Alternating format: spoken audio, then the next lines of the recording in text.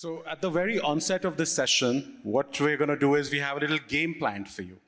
So we're going to have, this game is borrowed from this book. It's interpreted from this book. And this is a brilliant book. And as we go through the session, we will go through the book step by step. So one of the fun activities where there are going to be cues that will show up on the screens. And we will take an audience poll on the various different kinds of indigenous arts that are there. And without giving too much away, let's start the game. Hi, everyone. Since we write for children, I hope to see you guys bring out the children within you. And it's obviously going to be a quiz. We're going to have an art form up there, and you have to guess what the art form is, as well as the character, and extra points if you know the artist. Okay. Can we have the slide on the screen, please?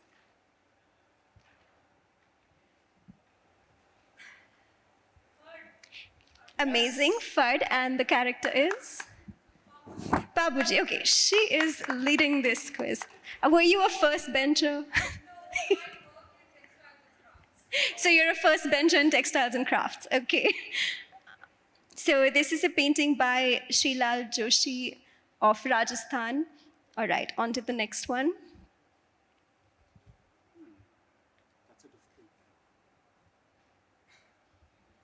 Okay, I'll give you a hint. We're traveling down south.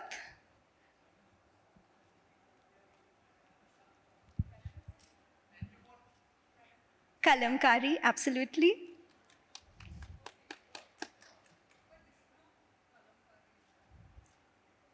It's a really interesting Christ Kalamkari by J. Guruppa Chetty. And on to the next one. Yeah.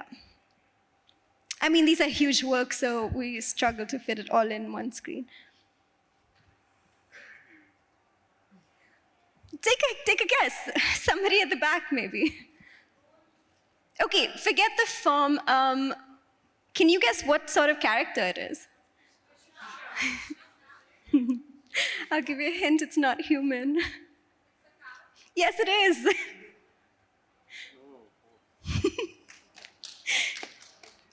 So this is a painting by Anubhav Chitrakar, a Patua Chitrakar. He has created this series on COVID.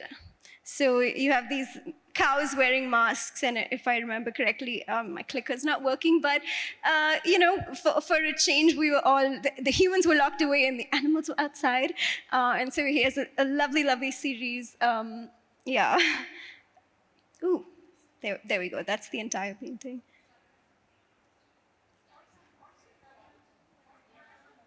Patua from Bengal, from Calcutta. Yeah. Anubhav Chitrakar. And well, this is our book, and I mean, okay, over to you. Thanks, Likla. So this session is very significant for me because it's also a corroboration of all the work that I've been doing, or all the things that I've been involved with at the Jaipur Literature Festival for more than 10 years now. So to give a little bit about the background, and as we were going through those slides, I was remembering all the artists like Anubhav Chitrakar. He has been an Ojas Art awardee. So in 2015, we started the Ojas Art Award in collaboration with Teamwork Arts and the Jaipur Literature Festival, where we dedicated it to the indigenous artists, and we tried to find the best artists in each category, in each genre, and that's how it came about. And what you're seeing on the cover here, which is actually also the cover of the book, is this work by Bhajju Sham, who's from the Gond tribe. And he actually went on to get the Padma Shri and various other awards. And this was a work that he created here at JLF in 2019. So this work was all created here, and it's so nice to see this work on the cover of a book. That's in fact the process of him when he made this artwork here. And he was our first awardee in 2015. Yeah, that's the thing. He was experimenting with spray cans, stencils. So it was a great choice for a cover. Uh, Also, in 2015, it was the same year when we had the first I Spy book come out, which was on modern art, which was, and the whole aim being that how could the arts be inculcated into the whole education system without it being too formal, by making it kind of experiential and by making it more easy to access. And interestingly, Likla was in the audience at that time in 2015. And she met with Ritu Khoda, the author, and also the one who runs Art First. And so, Likla, tell us a little bit about that. How did you get involved in this? Because there's a lot of research you've done on this book, and it's very thorough. So, tell us a little bit about your journey into getting here. Oh, okay, absolutely. So in 2015, as you mentioned, I'd come just by myself, stayed at a youth hostel, made some friends, and I came for this session, and I remember you were being blindfolded. uh, it was probably one of the most fun and interactive sessions at the JLF, and I happened to meet Ritu after that, and she was just like, "Oh, come meet me. I have work for you," and that's really how it started. And since then, I've been working with her. I've written. This is now my 4th book for children about Indian art, of which there is a huge gap in the market. And I would have to talk a little bit about this book and this series, right? So I Spy is a series about Indian art history. As Anubhav mentioned, the first book was about modern art. Largely, people know Hussain, Raza, and that's the end of it. But what's incredibly fun with this second book is really the realization that art is everywhere in India. It's on our walls, on our floors, on the clothes we wear. Every part of our life is very much very artistic, and it's not something that's separate at all. So, yeah.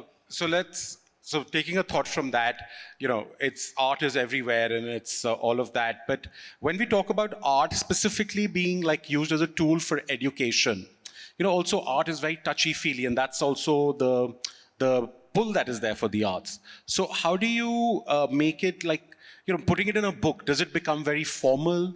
Or how do we maintain that touchy-feeliness, and at the same time bringing out the education aspect without making it too formal? How do you go about that? Well, I hope not with our books. I think we try to rebel against the structures of the classroom. I certainly do. Often when I work with children, my instruction is, hey, maybe we can start by lying down, and that is shocking.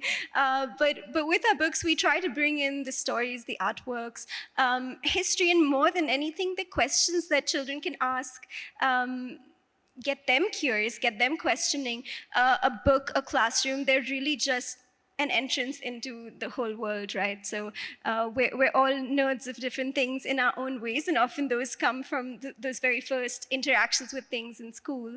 And so I would hope with these books, children get curious and then go on to explore. So maybe I can talk a little bit about the structure of the book, if that's all right. So what we did was, obviously there is sort of an essay that runs through the book, which talks about various aspects from the contemporary presentation of these artists, their lives. The essay itself doesn't go too much into art as is in terms of like the technical aspects of form, etc. But their socio-economical, mythological, their relationships, all of that we're trying to represent, as well as their many awards and recognitions through time. But also have their own artworks with the stories hidden inside. And then each of the chapters ends with two things. One is a spread on the method of creation, which is so distinctive in each form, but then also a project. And the projects are not to say, hey, this is Warli art, can you draw in this style? Not at all, but to say, okay, you've seen how these artists are engaging with their lives and with their artworks. What about you? What is your context? What are the artworks around artists and arts around you, and how would you like to engage with it further? Also, because of all the very cool and friendly exercises and projects that are put into it, this book is a must-have for anyone who has children at home, and not even that, even for adults. I think it's one of those books that crosses boundaries, and it's like crosses borders. It's everyone has fun doing it, like the activities, and it's very informative. Now, coming to the design aspect of the book, there's a lot of beautiful design. It's just really amazing design. And so, Shambhavi, you were involved in the design, and also, again, it's very nostalgic for me to be here on this panel. And at some level, it's also like, the penny drops for me as to about my own age, because I do remember that you were a part of the Art First program, where we had the Master Artist program at the gallery in Delhi, where you would come in as a student, when you were in school. That was my... Yeah, so please tell us about that a little bit. And also, you're an artist in your own right. You are a ceramicist. That's something you enjoy, and that's something you're working towards. And of course, plus a designer. So I would want you to cover a little bit about your own background in art education, because you started young in that, and also went through a formal program to a certain extent, and then how you've discovered yourself and into the book. Yes, so Thank you. That was my entry point into Art First. I attended sessions at OJIS in Delhi. But I do a lot of things right now. I'm a designer, a ceramicist, a fitness trainer, and I've always been an art student. Ever since I've been a child, I've been encouraged to find experimentation and expression in different styles, whether it was like through a school trip to a craft museum or a passionate art teacher, but it's always, when it comes to Indian and indigenous art forms, it's always felt kind of distant to me. I think as a child who has had fairly decent amount of exposure to art, having grown up in a certain city, gone to a certain school and college, I still felt like those art forms were I could not understand them as more than just artistic styles. So I think for me, the point of resonation with these art forms actually came when I read the first manuscript of this book. I studied art history in college as well, and for me, that was like a very Western viewpoint on art history. And we spent months and months analyzing and diving deep into these European movements, and I was shocked as to like, why can't we put this effort into the art forms that have always been in my line of sight growing up? And I tried. I think I did try to apply the same parameters, and I did not succeed because those parameters I don't think are sufficient when it comes to something as layered and complex. Complex, not the most accurate word. I think abundant would be better as like the indigenous art forms. So when we were working on this book, the design obviously was also a mammoth task because of the way the book is written. There's 2 running bodies of text, and we have so much art that we will have to showcase and highlight. But that personal resonation was always there. I think I've always been obsessed with something like routine and ritual in my own ceramic practice, and in my fitness practice as well. It's about taking daily life tasks and seeing like what type of objects you engage with, what makes it transcend into a different space. So I think it was when I was working on the FUD chapter of the book, looking at and in detail how these artists start their process of creation with like a prayer ceremony, how every layer of paint is done one at a time with not just careful precision, not just extraction from like the minerals and rocks around them, but literally like where the last layer of paint is like painting the eyes because they think of it as an act of rousing the gods within, the scroll. I think that type of like ritualistic thing resonated with me. It clicked with me individually as an adult. So when I look at this book, I often wonder what it would have done for me as a child, where, we are given all these different aspects, the non-Western viewpoint, where you have community and individualism together, you have non-linear aspects together. You have skill and self-expression, lived experiences, tradition, legacy, all these different things in art forms. I got to take from it as an adult, and I think like I'm so excited and proud that this book could be in the hands of like a child and they could take from it and what their potential point of like clicking could So be. did you also, yeah, that's a very valid point, that how, maybe when you were growing up, this kind of a book was not there. So so even though these arts were in your line of sight, as you said, but probably you were not able to experience them in the same way. So I think the next generation has something very, very solid to go to, and something fun with the Indigenous arts. But did you also interact with the artists directly whose works are featured in the book while you were in this whole design process? Not in person. A lot of this book was made through Zoom calls and COVID. Sure, COVID times. Yes. But I think a lot of the research that I got to do was secondary to what Likla did. I did get to play a hand in kind of exploring the processes of the book. For me, that was a whole other world that was opened up. And that kind of like really struck through in the design process of this book. I think that's why it was so recognized, is because the design of it, the philosophy, it took us months to kind of establish that, there's no uniform design approach that could highlight all eight art forms consistently. Every page on the book takes from the art form. So if we have Gond, where every artist has a signature style, then every background, every texture, character takes from the artwork itself. Where we have FUD, where we have like the non-linear 20-foot scroll, the book also opens up in double its length, and we have a Bhopa-like character in front. So that was the design approach of the book, and we just engaged with the artworks that we had on screens, unfortunately. So I also saw that, in the book, a lot of the images that you've used in the book, you referred to, are all from prominent public collections like the Sarmaya Arts Foundation collection in Mumbai, or the Takshila Art Society collection, which is also a very prominent collection which has been dedicated to the indigenous arts in multiple ways. When it came to selection of these images, were you personally involved, or was it more about what the institutions gave you?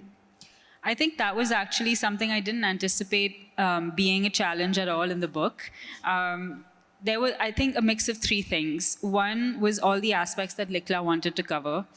There were some stories that had to be told to give a more accurate depiction of the art form. So we really had to beg and search for some artworks and some high-quality, high-resolution artworks. There were moments, you wouldn't believe it, but there were moments where, the museum might not have had like a proper scan, but the artist was willing to send me like a WhatsApp picture of their artwork. So, and getting all the permissions. I think the fact that it was during COVID times, that when you worked on this book, it was, we all became very innovative, and so many things changed for us personally in that space, where we became more active with cell phones, emails, etc. Especially like, personally talking about the experiences that even we had with the artists, who would otherwise be like, oh, we can send the work, we don't have any pictures, not even pictures, but now they adapted to the whole situation and were being able to send pictures, etc., more easily. I think there's an interesting anecdote there.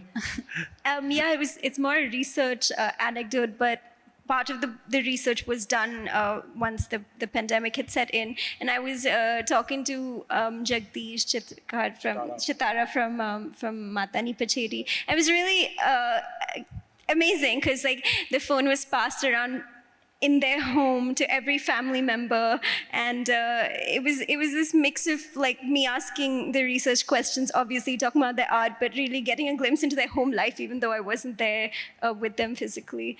So that was really beautiful. But about your previous question, it was definitely a challenge where sometimes we would pick a story or an artwork and it just wasn't available. So then we'd have to change it. We were so grateful to you, to Sarmaya, to Takshila for having and so graciously sharing these works with us. For any organization, I think it's important that when something like this comes up, because this is there for posterity, So it's there forever because, especially in the arts, I think the printed form is here to stay for a very, very long time. So this is the wave that some things can just be there for posterity, and I think we're always happy to partner with projects like this. And to another thing, Likla, that we were talking about earlier, it seems like you've shifted homes from mainstream Bombay to a little far away to a little more agrarian kind of lifestyle. How did that happen? Where are you? What's happening there? Tell us about that. Well, I grew up in South India in the Nilgiris. I'm not really a city person. We moved back for schooling, and then I've moved out of the city to a place called Wada with my partner, which is 2 hours out, but coincidentally, an hour away from where the Warli community lives. So I think it's been such a pleasure for me, having my eyes open through the process of researching this book, to experience the seasons very similarly to the way the Warli people do. Their paintings are full of trees, of wildlife. That's my surrounding. They have the Vagdev, a very, very prominent figure god in their work, which is a tiger, or maybe a leopard. I'm still not sure, but we did have a Vag show up. It depends from artist to artist. It changes. The story changes, and that's the fun of it also. Yeah, so this one night we heard that the Vag is very close to us. It was caught on CCTV camera and stuff. So, it's such pleasure to experience So now that you're actually truly there at the grassroots level, right? Because I visited those areas, and I remember my first visit was I landed at Bombay Airport, took a cab, and went straight down to this region, to Ganjard, the Hanu, yeah. Yeah, where the Warli tribe lives. And in my mind, I was like, oh, it's just 2 hours away from Bombay. But 2 hours away from Bombay, it was a completely different world. I was actually I was pretty shocked on my first visit to see what a difference it is. Like, Bombay is like this ultra metropolis, and just 2 hours into the countryside, you're in this place which is not untouched. It's completely untouched. Going into one of their paintings. Exactly. It's like going into the painting. So, having said that, are you able to interact with the community? Are you being on a grassroots level? Do you see how their art and lives are infused together? Because it's also an agrarian society, and they have agriculture through the year, and when it's not agriculture, that's when the art really happens and flourishes. So something you could tell us about that, like your first-hand experience. So, not my absolute first-hand experience, but I went to speak to Ramesh Hingadi. He lives there, and he teaches at a school just down the road from where he lives. And what the possibilities of art education when he spoke to us was totally different from what we imagine in an urban space, right? So Warli art is not, the base of their art are 3 basic figures, right? The circle, the square, and the triangle. And each of these philosophically represents, the triangle is the mountain, the Mahalakshmi, Dongar Mata, that's actually there. And then the square is the chalks, their fields of agriculture, the earth from where many of their goddesses come from as well. And the circle is the sun, the very God that controls everything in agriculture. So basic, but yet so profound. So basic, and it's, in a way, it's such a simple connection between all of these things, whether you're talking about the physical process of agriculture or the choices that one makes in their everyday life. When he goes into schools, this is what he teaches them. It's not that this is how you draw our art form and this is how their culture is passed down. It is deeply philosophical. And as you see with Warli art specifically, lots of changes have happened. They've interacted with so many different people, technology, artists, and it reflects in the form. It naturally reflects because that's their connection to how they express their form in their lives. Right. So the artist that Likla is referring to right now, Ramesh Lakshman Hengadi. So in 2018, or was it 19, one of those years, Warli art was our genre for the Ojas Art Award at the Jaipur Literature Festival. And that year, the protege artist, the younger artist award, went to Mayur and Tushar Vaida, who, of course, whose works are there in this book, and also you've met. And so they've gone on to, they've been invited to various biennales and trinales across the world. And I'm very proud to say that we've been able to also place their works at the Art Institute of Chicago and most recently at the Museum of Philadelphia in the US. So yeah, there is a lot of things that are happening in the Indigenous art space. So starting with this book, I think this book is a great place for all of us to begin with. And then coming to the design now, another thing which is very like another feather in your cap, if I may say, is that this book has been awarded the Curious Prize Award, which is not an easy one to get. It's probably only among the very few that is there, and for this category. And I would want to know, Shambhavi, how did that process happen? How did it feel to get the award? Because this is one of your early works in that way. So tell us about that. So I think the award honestly felt unreal for a long time because this book was a long time in the making. I think in its entirety, it took 2 years and then some. And though it was through screens and we lost track of time, it was a mammoth task. The challenge of the 2 bodies of text, of doing all the artworks justice, of also just reminding ourselves that though this book is meant for children and teenagers, how do we make this more not just like an art history textbook, but something that's a lot more playful, something that encapsulates all the aspects of these unique Indigenous art forms, and something that reminds us that although these forms have a lot of history and narrative, there's also a lot of storytelling. There's also a lot of imagination and curiosity. So how do we bring that to the reader? So the fact that we were able to bring it to like this thick book where every page, the artworks almost open up to represent the fact that you are diving deep into the artwork to understand the story. The interactivity of the book is not just something that is aimed for children. It is to do with the fact that it literally represents you understanding the story on a much deeper level, because the story and the community and the artwork cannot be like stripped of each other. Every page of it is very unique. So the fact that it was awarded, Rohina and I both worked on this book together, and we were very grateful that it was recognized. Also, incidentally, when you're Curious Award, you get a little elephant, which is so cute. It's a blue elephant. Yeah. Yeah. So, but that's great, and congratulations on that. And we do hope that you will continue in design, yes, and do some other interesting, exciting stuff. So so this book itself is like a work of art in all ways, in many ways. I just opened on this page, and this is not something that we pre-decided or anything. I just opened it pretty randomly because each exercise and each thing is so interesting. So this is an art form from Gujarat called Matani Pachedi, which has very few practitioners actually. So there's a whole exercise designed around it. If you see, it's got names of the days of the week. And so it's about the feminine divine, which is here.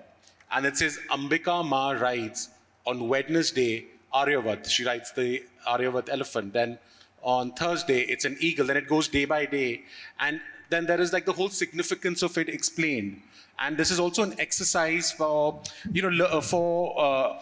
imbibing. I would not say learning, because this is more about imbibing very naturally some possibly very not so easy subjects that are out there, or concepts.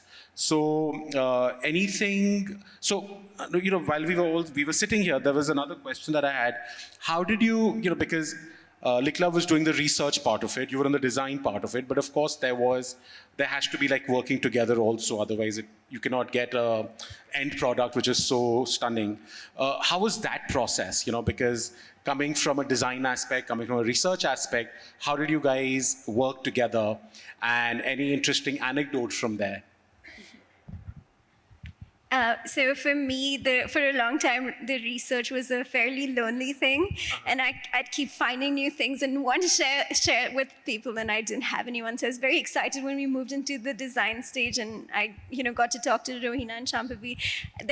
We actually have these recordings of long spoken essays, literally called Likla Talks, where I'm telling them everything I'm excited about in that art form, all the things that I've learned. I think what has been essential in all of our books is there's a lot of trust between each of the collaborators. There's no inhibition in terms of what someone can do and cannot do, what you can say or not. And each person brings their professional knowledge, but also their delight and curiosity in those, and we curiosity. I think that's a word I would, because that's what this book kind of explores, like the curiosity, the curious mind. And it's very naturally that you go through it, especially also right from the beginning, right from the way the cover is. You're like just curious to pick it up and be like, what is this? So curiosity is a word I would probably take away from our session, not only from our session, but would also put it on this book, like the curiosity of discovery. Yeah, curiosity is like describes every phase of this book's creation. The magic really did happen when we were able to get off those phone calls and meet in person. Mostly at libraries, Likla would pull out stacks of books which already had artworks, and she wanted us to go through them, which was like a much more like engaging thing for me, other than those 5-minute voice notes that you would also send. But I think the reason this book was also be able to be made the way it is because it wasn't like a manuscript that then got designed. There was like maybe more than 10 rounds of back and forth where we were like, okay, like we actually think this artwork would look better in this way and would open up better this way. Is there something we can write about it here? Or we don't have access to this artwork. Can we create something for this? So I think she wrote multiple drafts of this book, and we designed it, and it was seamless and a little chaotic, but that's kind of like also why it ended up the way it did. Yeah, and with the second part of the I Spy series, I'm sure this is, from a research point of view, this is going to become a book to refer to, because I've gone through the essays and I've read a lot of the pieces, and it's very well researched, so it is bound to get there. And we already have an endorsement like the Curious Prize Award, which is there for the design of the book. So I would be curious to know now, what is it next that you are working on? I think just to add to that, there's a very lengthy bibliography. So I definitely feel like it's an introduction, this book, into the forms, but really read as much as you can. Well, as I said, I Spy is a series, so I believe that there are a couple of other books in the works on design and contemporary art and others. But the idea is that by the end of it, if it ever ends, children will have access to an entire series of Indian art history that could form the basis of their education. And for you, Shambhavi? I think, there's...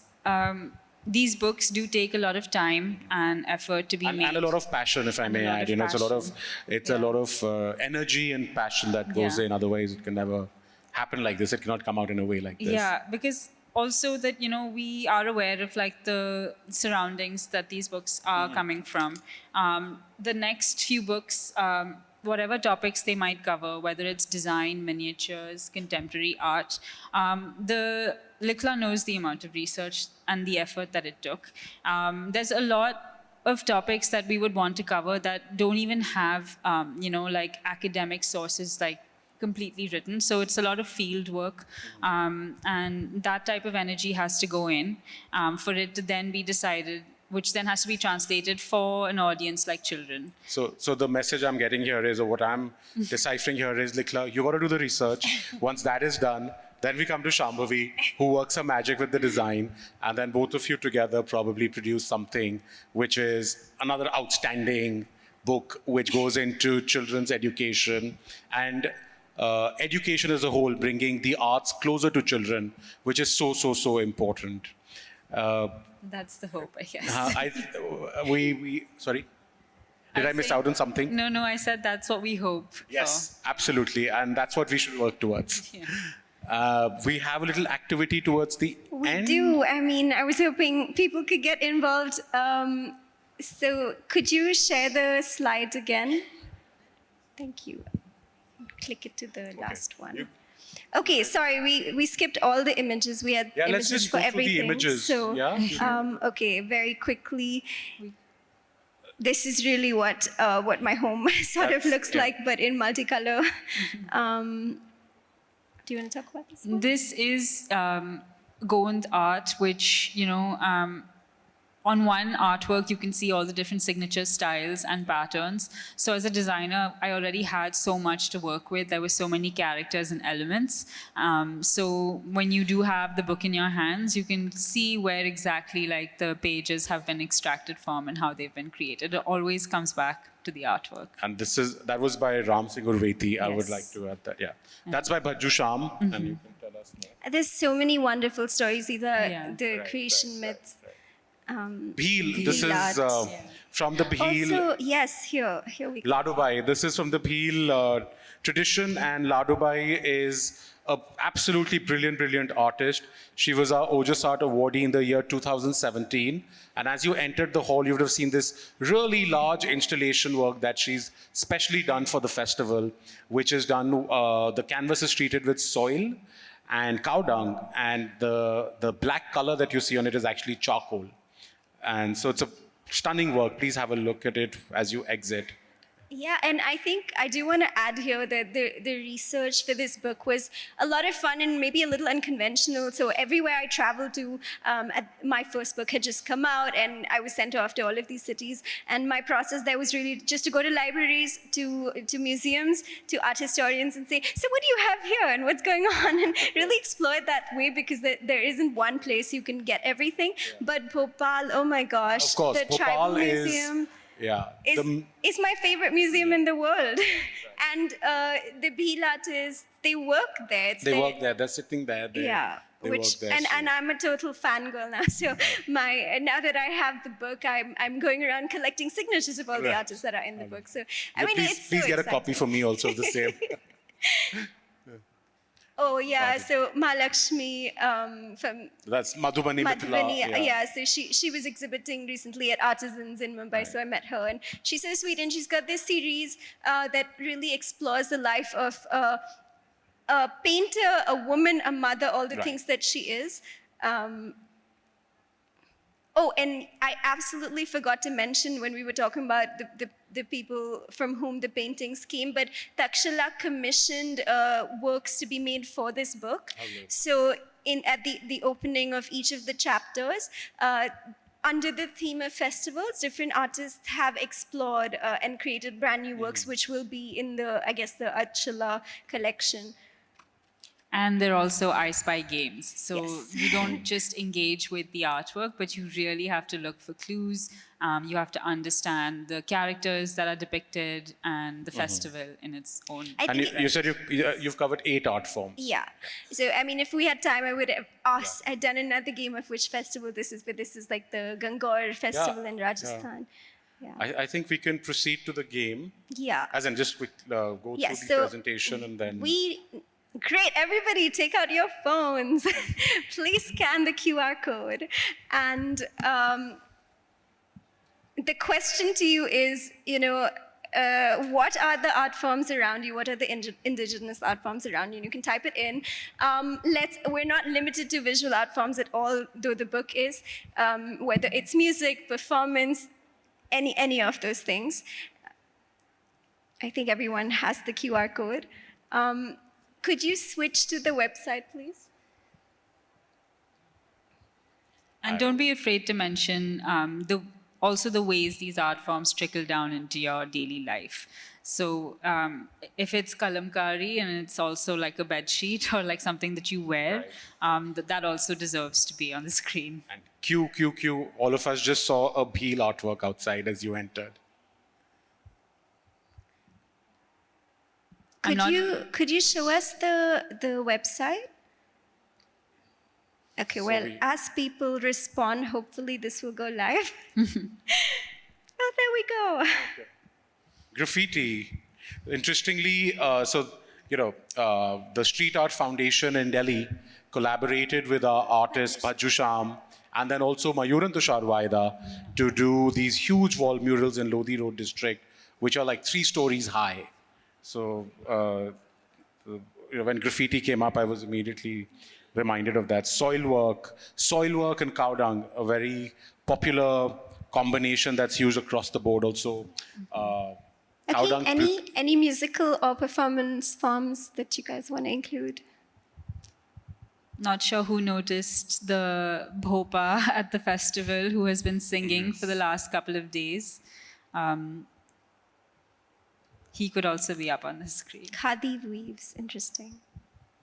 Yeah, see, that's the thing when we talk about art in a very non-formal, in an organic way like this, so many things are coming out which we would not think of otherwise.